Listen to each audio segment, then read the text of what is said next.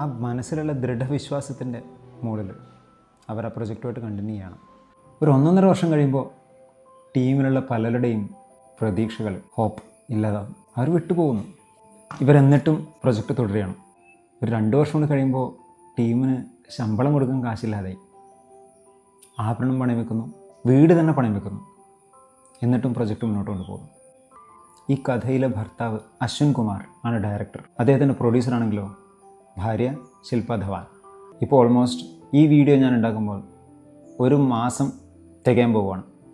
അതിനുള്ളിൽ തന്നെ 300 കോടിയിനടുത്ത് കളക്ഷൻ നേടിക്കഴിഞ്ഞു ലോകമെമ്പാടും.